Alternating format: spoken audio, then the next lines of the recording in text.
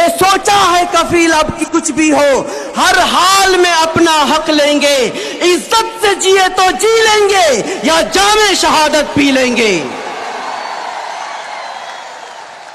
مسلمانوں کے D N اے میں ڈر نہیں ہے، اور جس مومن کے اندر ڈر ہے وہ مومن نہیں ہے۔ آج 10 بجرنگ دل کے لوگ جھنڈے لے کر ہماری بستی کو خالی کراتے ہیں، ہماری ماں بہنوں کی عزت لوٹتے ہیں، ہمارے نوجوانوں کو قتل کرتے ہیں۔ آج ہمیں اس بات کی ضرورت ہے کہ آپ اپنے بچیوں کو اور نوجوانوں کو، بوڑھوں کو اور بڑوں کو یہ سکھائیں کہ اگر کوئی تم کو مارنے آتا ہے، تم ظلم کرنے نہیں جانا، تم کسی کے اوپر ہاتھ نہیں اٹھانا، لیکن اگر تمہارے پاس کوئی مارنے کے لیے آئے تو وہ زندہ واپس نہیں جانا چاہیے۔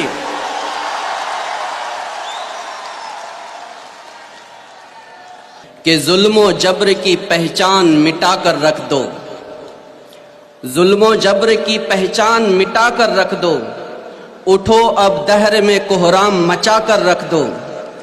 ہمیں جو خشک تنکا سمجھنے کی بھول کرتے ہیں، ہمیں جو خشک تنکا سمجھنے کی بھول کرتے ہیں، ان دشمن ملک دی کو کھلیان جلا کر رکھ دو۔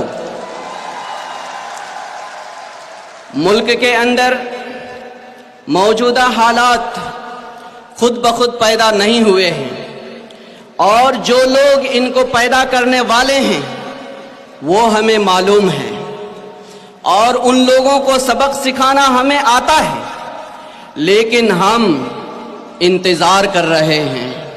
ہم ان سے یہ کہنا چاہتے ہیں کہ زمانہ جب کبھی بارود کی بوچھار بنتا ہے، ہمارا حوصلہ فولاد کی دیوار بنتا ہے، اور تمہارا ظلم کافی ہے ہمیں بیدار کرنے کو۔ جو لوہا ضرب سہتا ہے وہی تلوار بنتا ہے۔ ہمارے جذبات کا اور زیادہ امتحان مت لو۔ قانون، آئین، ملک اور قوم کے ساتھ کھلواڑ بند کرو۔ یہ کھلواڑ اور زیادہ دن تک چلنے والا نہیں ہے۔ آل انڈیا امامز کونسل جو پورے ملک کی 17 ریاستوں کے اندر 25,000 سے زیادہ علماء اور ائمہ کرام کو لے کر ملک اور قوم اور خاص طور سے مسلم امت کی تقویت کے لیے کام کر رہی ہے، یہ آج پوری احساس ذمہ داری کے ساتھ اعلان کرتی ہے کہ پاپولر فرنٹ آف انڈیا اس طرح کا جو بھی مشن لے کر آگے بڑھے گا، آل انڈیا امامز کونسل اس کے قدم سے قدم ملا کر کھڑی رہے گی۔ آج ملک کو جن حالات سے سابقہ ہے، ان حالات سے نمٹنے کے لیے آپ کو حضرت شاہ عبد العزیز محدث دہلوی رحمت اللہ علیہ کا طریقہ کار اختیار کرنا پڑے گا۔ انہوں نے انگریزوں کے خلاف جب مہم چھیڑی تو انہوں نے اکیلے پورے ہندوستان کا دورہ کیا، علماء کرام، ائمہ کرام کے رگوں کے اندر انگریزوں کے خلاف جہاد کی روح پھونکی۔ اس روح کو پھر سے جگانے کی ضرورت ہے، اور یہ ہمارے ماں بہنوں کو، بچوں اور نوجوانوں کو، بوڑھوں اور بڑوں کو سب کو یہ بتانے کی ضرورت ہے۔ صحابہ کرام کو جب یہ اطلاع ملی تھی کہ قیصر و کسریٰ اور مشرک اور قبائلی، یہود اور نصارہ سب ایک ہو چکے ہیں، تو وہ کہتے تھے حسبنا اللہ و نعم الوکیل۔ آج ہمارے لیے بھی وہی نعرہ ہے، حسبنا اللہ و نعم الوکیل۔ ہمارے راستے میں کوئی بھی آئے گا ہم اسے چکنا چور کریں گے، اور اگر کوئی ہمارے اوپر ظلم کرنے کے لیے آئے گا ہم اسے زندہ واپس نہیں جانے دیں گے۔ یہ آج ہم کو وعد کرنا ہے۔ باطل سے دبنے والے اے آسماں نہیں ہم، باطل سے دبنے والے اے آسماں نہیں ہم، 100 بار کر چکا ہے تو نے امتحان ہمارا، یہ امتحان ہم پھر سے دینے کے لیے تیار ہیں۔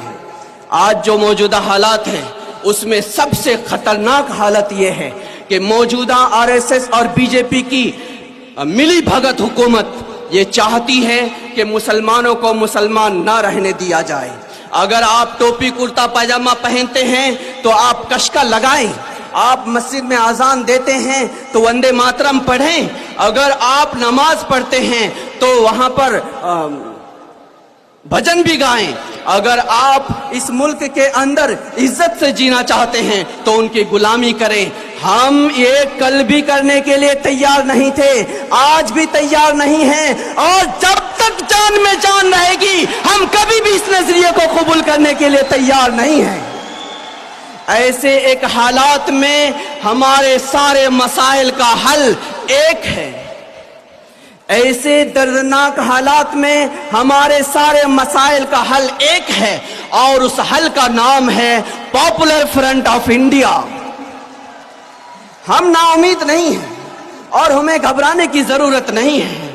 हम ये उम्मीद रखते हैं कि अल्लाह तबारक ताला ने जिस तरीके से सहाबा को इजाजत दी थी मजलूम होने के बाद कि जो तुम्हें मारने आता है तुम उनसे इंतकाम लो, और जो तुम्हारे साथ इज्जत की बात करता है तुम उन्हें इज्जत का मकाम दो। आज हम फिर उसी रविश पर चलने के लिए पूरे हिंदुस्तान में बच्चों को, नौजवानों को, अवाम को, सबको ट्रेन कर रहे हैं, हम तरबियत दे रहे हैं, हम उन्हें आगाह कर रहे हैं कि हमारे कॉन्स्टिट्यूशन के अंदर आर्टिकल आईपीसी 99 से लेकर के 106 तक अपने दिफा के लिए हमको परमिशन दी गई है। अगर हमारे पास कोई जुल्म करने आएगा तो हम इसको बर्दाश्त नहीं करेंगे। मैं अपनी इन बातों को आपको एक पैगाम देकर जाता हूं। दिल बदल सकते हैं, जज्बात बदल सकते हैं। दिल बदल सकते हैं, जज्बात बदल सकते हैं। मुल्क के फिक्रो ख्यालात बदल सकते हैं। दौरे मौजूद के दिन रात बदल सकते हैं। हम बदल जाएं तो ये हालात बदल सकते हैं। वाखिर दावाना।